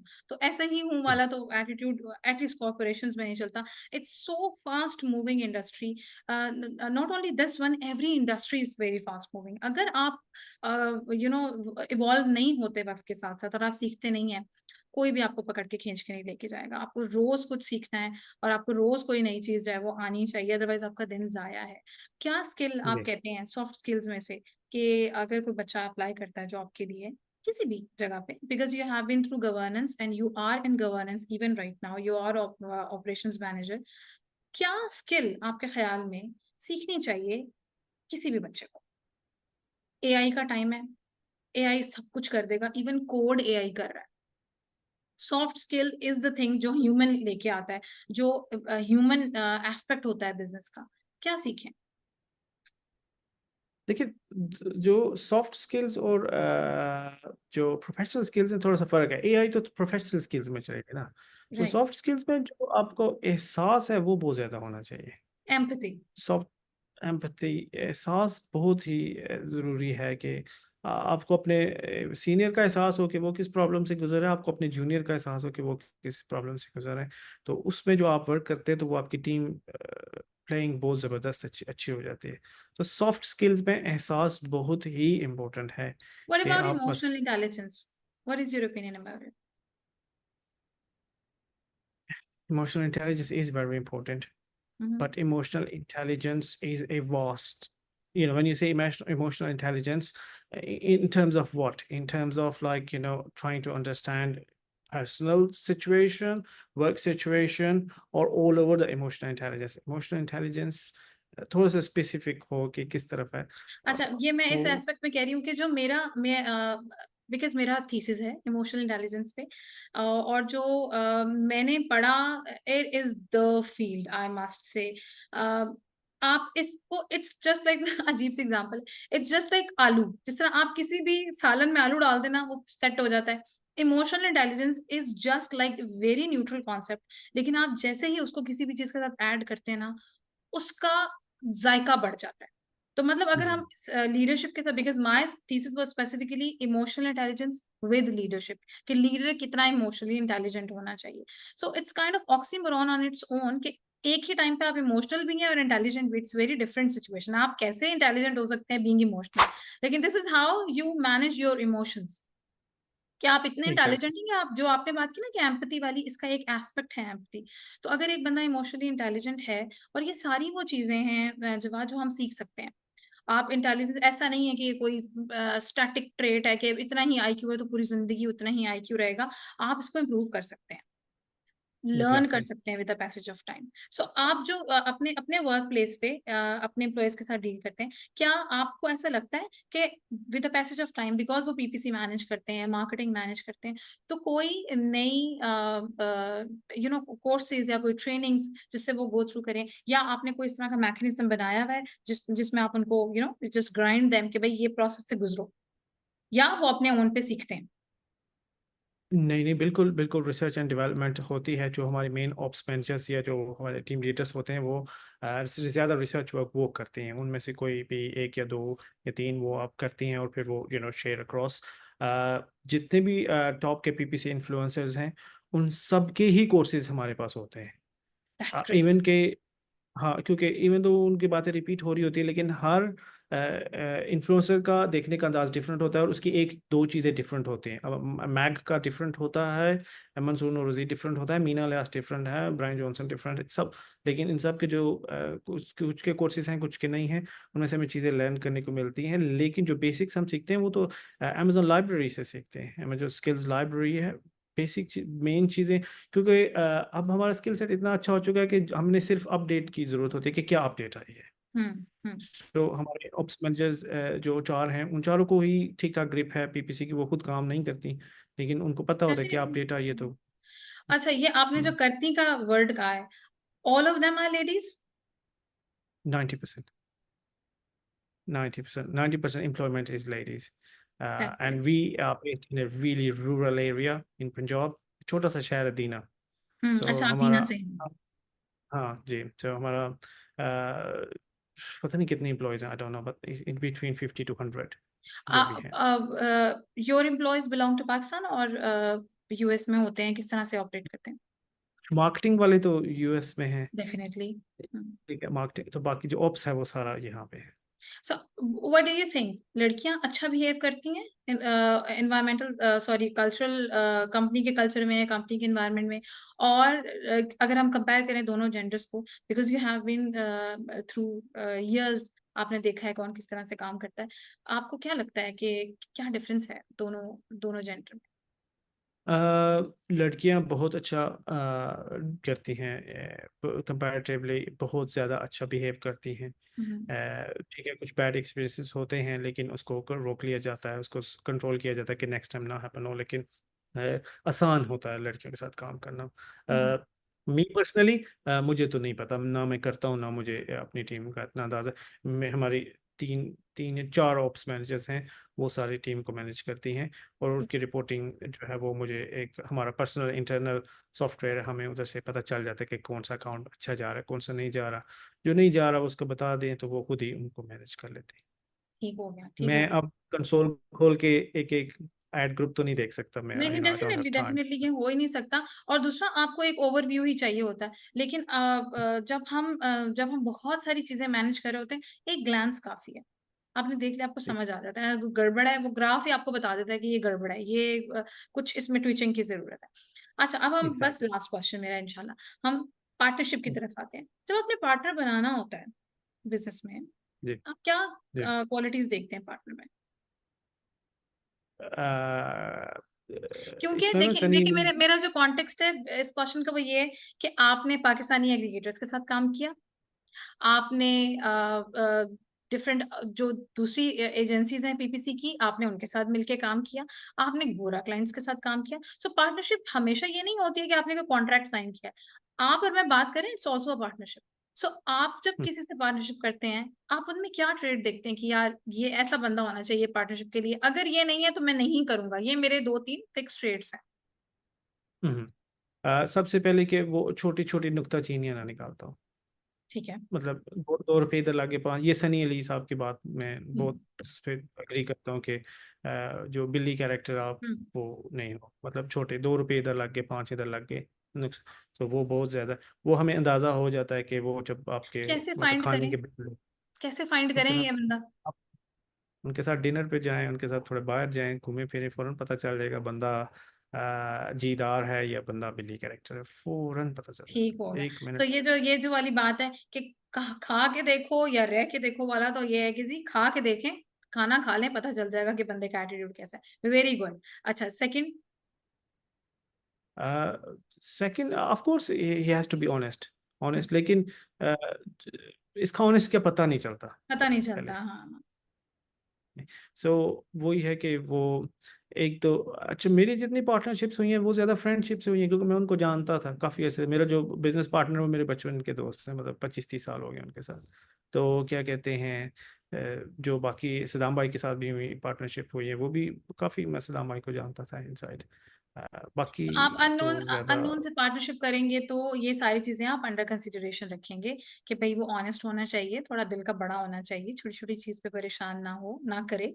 और आप जानने वाले बंदे को पार्टनरशिप में लेना ज्यादा प्रेफर करेंगे, या फिर ऐसे बंदे को जिसको आप नहीं जानते, या किसी के रेफरेंस से उसने कहा कि यार ये बंदा है, इज अ गुड पर्सन, उसने इन्वेस्ट करना है, सिर्फ तुम्हारे बिजनेस में सिर्फ इन्वेस्ट करना चाहता है और कुछ नहीं करना चाहता, ये पैसे इसके लिए। आप कैसे सोचेंगे आप उस इस सिचुएशन को? ये जी ये मैं ये 3 पार्टों। सिनारियो बेस्ड क्वेश्चंस हैं, दैट्स व्हाई मैं आपसे इसलिए पूछ रही हूँ, क्योंकि हर बंदा डिफरेंट डिफरेंट सिचुएशन से गुजरता है। इसका कॉन्टेक्स्ट क्वेश्चन का ये है जवाब, कि होता क्या है अक्सर पाकिस्तान में रहते हुए बच्चे, या ऐसा बच्चा जिसके पास पैसे नहीं है फॉर एग्जाम्पल, और वो चाहता है कि उसको अकाउंट ओपन करना है या उसको ई कॉमर्स स्टार्ट करना है, कोई भी मिलता है ना इंटरनेट के ऊपर, फेसबुक के ऊपर, भाई तुम मेरे साथ पार्टनरशिप कर लो। आप मुझे देखिए कि मैं सर्विसेज दे रही हूँ अमेजोन की, कितने सारे ऐसे सेलर्स आते हैं जो कहते हैं मेरे साथ पार्टनरशिप कर लो। भाई मुझे आपका पता ही नहीं है, मैं कैसे पार्टनरशिप कर लूं? ये पार्टनरशिप की बात ही नहीं हो रही, ये तो सर्विसेज की बात है। तो पार्टनरशिप करते हुए जब एक अननोन बंदा हो, तो आप कैसे डील करेंगे उसको? जवाब मेरे तो अपने 3 गलत एक्सपीरियंसेस हुए हैं, मैंने काफ़ी ओह पैसे ज़ाया किए हुए हैं। 3 गलत एक्सपीरियंसेस किसी के कहने पे, आप एसईओ कंपनी में इन्वेस्ट करें, सो हमने किया, बुरी तरह फेल हुए। आप सोशल मीडिया की जिस कंपनी है फैसलाबाद की, यहाँ पे इन्वेस्टमेंट करें, किया, बुरी तरह फेल हुए। तो और एक इसी तरह एक और एसईओ थी, वो ब्लॉगिंग वाली थी, इतने पैसे बन जाएंगे, ओके यू रियली गुड। एक तो वेल नाउन, आपके वेल नाउन पाकिस्तान के स्टार हैं जिनको ब्लॉगिंग में हमने ठीक ठाक पैसे दिए, फेल हो गए। उन्होंने बाद में सॉरी भी नहीं किया, कुछ भी नहीं किया, जिक्र भी नहीं किया, अभी भी वो बहुत बड़े इन्फ्लुएंसर हैं पाकिस्तान के।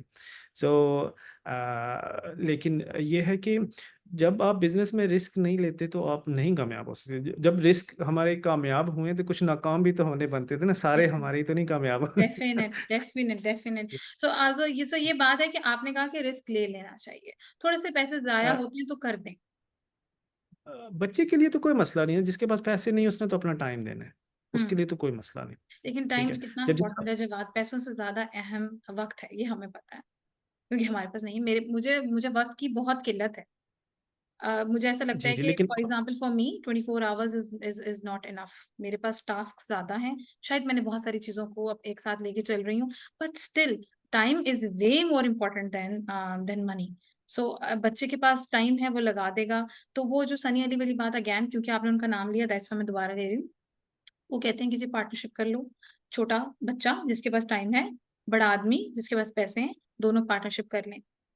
वो पार्टनरशिप भी फीजिबल नहीं ना बन पड़ती। कभी कभी बच्चा बहुत टोपियां कराता है, बच्चा बहुत झूठ बोलता है। बड़ा बंदा तो है, क्योंकि उसके पास स्किल्स नहीं है, वो ट्रस्ट कर लेता है, वो कहता है बच्चा बहुत समझदार है। बच्चे ने तो सिर्फ बीबीसी देखी, या बच्चे ने कुछ इंटरनेट से आपको सुन लिया, मुझे सुन लिया, और हमारी बातों में से कोई एक चीज निकाल ली और उसने जाके कोट कर दी, क्योंकि सुनने वाले को तो खुद नहीं पता कि इसकी कितनी स्किल है, या ये बात सच है या गलत है। अंकल मान जाएंगे कि हाँ जी आप सही बात कर रहे हैं, वो पैसे लगा देंगे, वो सब डूब जाएंगे। तो इसका भी तो कोई सोल्यूशन नहीं है ना, क्या करें फिर?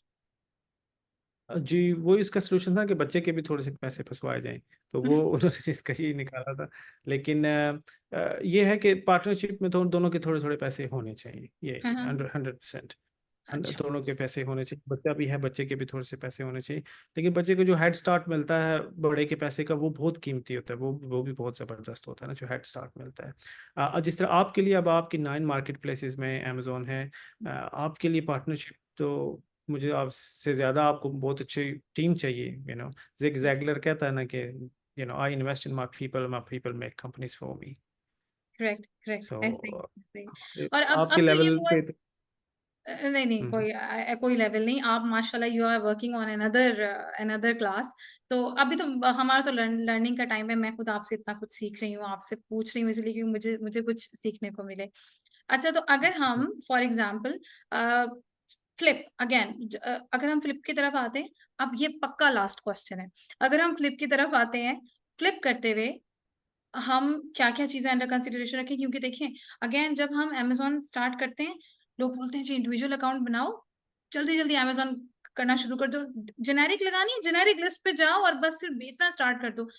कल को फ्लिप के लिए क्या क्या रिक्वायरमेंट आती है, बस ये बता दीजिए कि अगर मुझे, मैंने ये सोचा है कि मुझे फ्लिप करना है, तो मुझे किन किन चीजों का ख्याल रखना है? जवाब, इन टर्म्स ऑफ मनी या in terms of technicalities? In terms of technicalities technicality, कि मतलब मैंने स्टार्ट ही करना है ना, तो मुझे पता ही नहीं है कि मेरे पास क्या क्या चीजें होनी चाहिए। कल को जब मैं फ्लिप करूंगी, तो मुझे ये चाहिए। फॉर एग्जाम्पल लोग कंपनीज, मेरे ख्याल में लोग कहते हैं इंडिविजुअल अकाउंट बनाओ।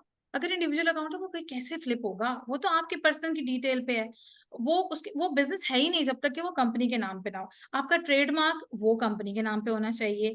आपके पास एक प्रॉपर डॉक्यूमेंटेशन होनी चाहिए, इंपोर्ट की, एक्सपोर्ट की, आपका कॉर्पोरेट टैक्स के लिए आपका पूरा साल मैनेज होना चाहिए, कोई ऑडिटेड बुक्स होनी चाहिए।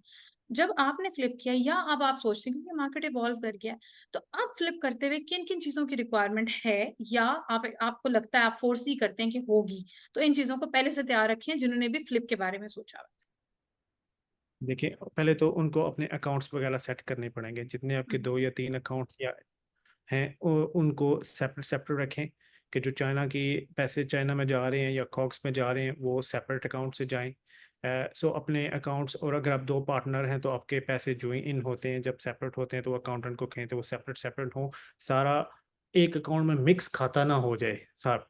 क्योंकि जब मिक्स खाता होता है एग्रीगेटर्स के साथ आपकी डीलिंग हो जाती है। जब एग्रीगेटर का अकाउंटेंट आपके पास आता है तो वो दे रिप यू ऑफ, यानी कि वो आपकी धज्जियां उड़ा देते हैं। वो अकाउंटेंट के एक एक पैनी आपके अकाउंट्स में देखते हैं कि पिछले 24-36 महीने में किधर पैसा आया, कितना आया। क्योंकि मैं भी एक अच्छा सा लॉयर हायर करके अपनी केपीआईज को अच्छा कर सकता हूँ। ऊपर नीचे एक्सेल की फाइलें शीटें करके मेट्रो बैंक से डाउनलोड करके स्टेटमेंट्स इतना अच्छा प्यारा सा बना के आपको पेश कर दूंगा कि आपको लगेगा कि इस अकाउंट जितना है नहीं।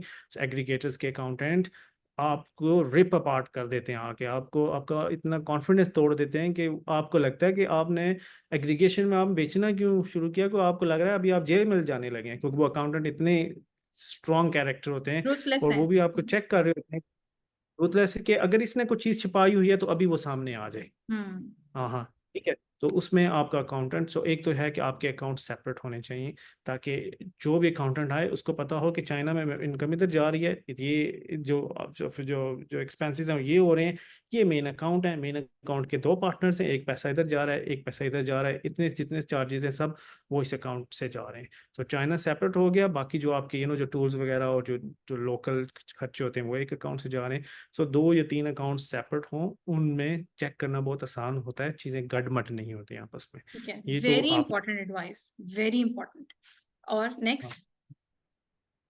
नेक्स्ट ये कि स्टार्ट फ्रॉम चाइना जिधर से आपने प्रोडक्ट्स, मेरी तो बड़ी लंबी चौड़ी लिस्ट होती है। आपने उससे प्रॉमिस लेना है कि यार आप प्रोडक्ट इसमें नहीं आओगे, क्योंकि जब आपकी प्रोडक्ट चलने लग पड़ती है, आप 500,000 यूनिट उधर से जब ऑर्डर करने लग पड़ते हैं, तो चाइनीज 500 अपने आपके बनाते हैं, 5,000 अपने बनाते हैं, 5,000 आपके बनाते हैं, और दोनों की शिपमेंट इकट्ठी जा रही होती है। और चाइनीज को पता होता है जो ही आप लिस्टिंग लगाएं तो मैं भी साथ मीट लगा लूंगा। सो आपने पहले वो भी देख करना है कि चाइनीज तो उन पे तो एतबार किया ही नहीं जा सकता। सो एक स्पेसिफिक, अगर आप एक नीश में हैं तो make sure you go to China and make contacts के जो ऑनेस्ट पीपल हैं। चाइना में भी ऑनेस्ट हैं, चाइना में भी जी। Dishonest people. अच्छा, तो ये वहां जो से ये जो लेके, चाइनीज की बात है, हम पेमेंट करने की कोशिश करते हैं अलीबाबा से, क्योंकि हमें पता है कि भाई वो ट्रेड अश्योर्ड है।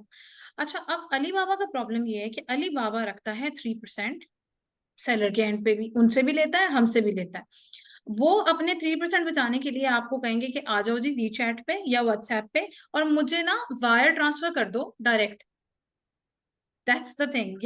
ये वाला जो आपका रिएक्शन है ना, आई आई बिलीव कि ये कहीं रिकॉर्ड हो रहा हो, पता नहीं अब कौन सी रिकॉर्डिंग है इस टाइम।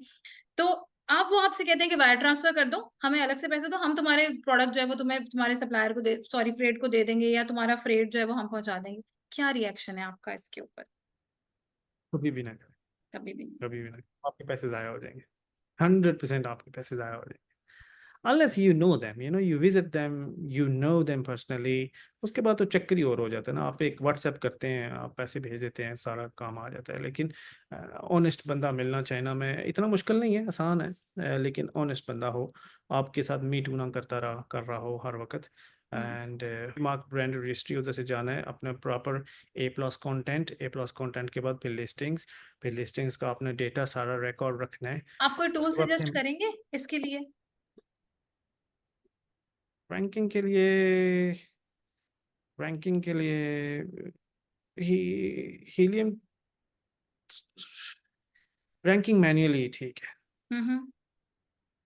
रैंकिंग चेक करने के लिए मैन्युअल ही ठीक है। ठीक है। Definitely there must be a tools, but I'm not sure कि which tool should we use। ठीक है। But हाँ इतना आसान है। सबसे ज़रूरी पेमेंट टर्म्स, एग्रीगेटर के साथ पेमेंट टर्म्स। आप, क्योंकि एग्रीगेटर के साथ फिर आपने एग्रीमेंट साइन करना है, नॉन कंपैटिटिव एग्रीमेंट, कि आप कंपटीशन में नहीं आएंगे, कितने साल के लिए नहीं आएंगे। हम्म। तो वो एग्रीमेंट पैसे देंगे कितने साल में देंगे, उसके बाद हमने कंपनी की मैनेजमेंट आगे कितने साल चलानी है, उस वक्त तो अच्छा, पैसे फौरन जब हम बंदा सेल लेता कर रहे होते हैं तो क्या वो आपसे कहते हैं कि इतने अरसे तक तुम इस ब्रांड को मैनेज करोगे एज अ ओनर, या फिर? ठीक है। तो आपने कैसे है। कैसे किस तरह से ट्रांजिशन किस तरह से होती है जब हम फ्लिप करते हैं? ट्रांजिशन इस तरह होती है कि बिल्कुल एक दिन वो आपका अकाउंट होता है और अगले दिन वो आपका नहीं होता। आपकी पासवर्ड ईमेल्स वगैरह चेंज हो जाती हैं, वरना आपको पता चलता है कि ये हमारा कोई नहीं है। लेकिन हाँ। आपने साथ में ही रहना होता है, लेकिन सब करना मैनेजमेंट तो पड़ता आप है। मैनेज कर रहे होते हैं ना सर्टेन टाइम तक उसकी? नॉट रियली, हाँ डिपेंड्स हाँ। On the aggregator. ओके। कुछ तो एग्रीगेटर आता है, लेता है उसका, मैनेजर अगले दिन आ जाता है, वो आपसे, अच्छा मैनेजर है तो आपको काम करने देगा, बुरा मैनेजर है तो उसने आते सार ही है, मतलब you know, क्या कहते हैं, ये बुलीनेस शुरू कर देनी, ये क्या है, ये क्या है, ये क्या है, ये यहाँ लिस्टिंग कैसे की हुई है, ये कैसे की हुई है। सो आपने उनके साथ फिर हुँ। अच्छी टीम और के साथ। अमेज़न के एंड पे जब हम ट्रांसफ़र करते हैं तो हम सिंपल अमेज़न पे ये कहते हैं कि हमने ये अपना अकाउंट इनको सेल कर दिया। अब एग्रीगेटर तो ऑब्वियसली अमेज़न के एसपीएन में है आई बिलीव। तो अमेज़न को पता है कि ये तो मेरे नेटवर्क में है, मुझे पता, लेकिन अगर आप आउटसाइड ऑफ अमेज़न किसी को सेल करते हैं, तो हम वो प्रोसीजर कैसे फ़ॉलो करेंगे, वो भी बताइए? उस प्रोसीजर में वो काफ़ी इजी प्रोसीजर है, मतलब कि उसमें आप लिस्टिंग अगर आप दे रहे हैं तो आप लिस्टिंग ट्रांसफ़र कर सकते हैं दूसरे सेलर ठीक है। सेंट्रल में। हुँ। अगर आप अकाउंट पूरा क्या ओनरशिप चेंज कर रहे हैं तो वो भी कोई इतना बड़ा डील नहीं है, आप सिर्फ सेलर सपोर्ट पे जाके केस खोलेंगे, भाई मैंने ये अकाउंट को ट्रांसफ़र करना है। और उसमें यूके थोड़ा ज़्यादा मुश्किल है, यूएस हुँ। ज़रा ज़्यादा ईजी है, अगेन यूएस ज़रा ज़्यादा मतलब बिजनेस ओरिएंटेड यूके कंट्री में है। वेरिफिकेशन और बहुत वो ज़्यादा रूथलेस है, वो आपको हिलने नहीं देते। अगर आप कोई भी चेंज करते हैं ना, तो वो आपसे कहते हैं चलो दोबारा बैंक स्टेटमेंट दो। वो बहुत ज़्यादा तंग करते हैं। हुँ, और फिर वो आपको खुद बता देते हैं कि आपने क्या-क्या डॉक्यूमेंट्स देने हैं, ठीक है। और फिर आप उससे उधर से प्रोसीजर स्टार्ट कर देते हैं। मतलब डर ही लगा रहता है कि ये ना हो कि ओनरशिप चेंज में कोई रैंकिंग वगैरह ऊपर-नीचे ना हो हाँ, जाए। हाँ, हाँ, हाँ, तो हाँ। रैंक आपको लगता है कि सीएसआर का रैंकिंग बड़ा डिस्टर्ब होती है जब ओनरशिप चेंज होती है? क्योंकि पहले एक अकाउंट के साथ एसोसिएट है हिस्ट्री, अब अकाउंट की ओनरशिप चेंज हुई है, तो क्या वो ये समझते हैं कि अब ये नया अकाउंट है तो इसकी रैंकिंग को कुछ फ़र्क पड़ता है या नहीं जाता? सही कुछ रहती भी नहीं, है? ओके, सही। तो वो चलो। नहीं होता, लेकिन डर डर तो डर लगा तो होता रहता है ऑब्वियसली। अच्छा, जब आपका एग्रीमेंट हो गया, जब बाद एक दफ़ा एक एग्रीगेटर के साथ, अब तो जो भी होता रहे अकाउंट का, भई हमने तो आपको दे दिया है। At the end of the day तक आपकी रिस्पॉन्सिबिलिटी होती है, ट्रांसफर के बाद तो अब हम कुछ नहीं ना कर सकते क्योंकि हमने तो आपको पूरी डिटेल्स दी थी। How does that work? है। आपने मुझे कहा कि मैं आपको 100 रुपया दूंगी, मैंने हुँ। कहा ठीक है, फिर आपने 20 दे दिए। तो ठीक है, आपके पास है मेरी गाड़ी है जो भी है, तो अभी आपने 80 तो आपके पास ही है ना, तो बेशक आपने, मेरा एग्रीमेंट हो गया, पैसे तो आपने मुझे नहीं दिए। हाँ, क्योंकि तो वो हमें पैसे तो आहिस्ता-आहिस्ता करके आ रहे हैं। वो लटका के रखते हैं पैसे, ये नहीं उनके पास पैसे होते नहीं। प्रोसीजर ही एग्रीगेशन का ये जी, है कि जी, वो जी। आपको लटका के रखें, हुँ। ताकि आप इजी ना हो।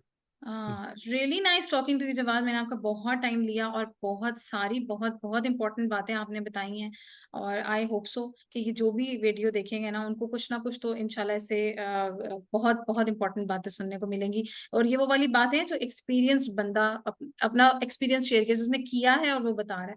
Take notes. बस आपसे मैं लास्ट मैसेज लूंगी कि आप क्या मैसेज देते हैं जो लोग ई कॉमर्स में आ रहे हैं या जो पीपीसी सीख रहे हैं, जो ई कॉमर्स की फील्ड से रेलेवेंट है या किसी भी बिज़नेस करना चाहते हैं, आपका क्या मैसेज होगा? Vision, big big vision. आपने मतलब कि उसको जहन जितना बड़ा कर लोगे उतना बड़ा हो जाएगा ये। ठीक है। अगर कहोगे कि 1 मिलियन तक करना है और उसके बाद मैं रिटायर हो जाना, तो हो जाएगा 1 मिलियन, थोड़ा टाइम लग जाएगा। अगर 100 मिलियन का कहोगे तो 100 भी हो जाएगा, लेकिन थोड़ा टाइम ज़्यादा लग जाएगा। So think big, thank you. Definitely think big. And do you believe in affirmations कि मैंने ये सोच लिया तो ये होगा, कि मैं ये अचीव करूँगा? एग्जैक्टली, अल्लाह पाक आपके चांस में और मैं अगर अपनी हिस्ट्री बताऊं तो मुझे तो एक बंदे से दूसरे बंदे को एक चेन में ही मिलते रहे, मैंने तो कुछ भी नहीं किया। तो ये अल्लाह पाक, क्या दैट्स कहते सो हैं, वो हम्बल आपके of you chance. To be honest. और माशाल्लाह the way things you have achieved so many things और जिस तरह से आप सब कुछ बता रहे हैं और इतना humble attitude, I believe Jawad, मैंने जितने लोगों को अभी तक देखा है, जो भी बंदा किसी भी जगह तक पहुंचता है ना, वो हम्बल है। बड़े से बड़ा बंदा अगर वो किसी काबिल है ना, तो उसका हम्बलनेस का एक बहुत बड़ा अमल दखल है उस पूरी चीज़ में। तो आप कहीं पे भी पहुँच जाएँ, आप ये बंदा ना सोचे कि भाई मैं तो ये बन गया हूँ या मेरी ये चीज़ है। इंसान अपना आजिज़ी अल्लाह ताला को बहुत पसंद है। So thank you so much Jawad, once again it was really nice talking to you और इंशाल्लाह आपको दोबारा भी हम तंग करेंगे। It was really nice to talk to you. I really enjoyed it, yeah.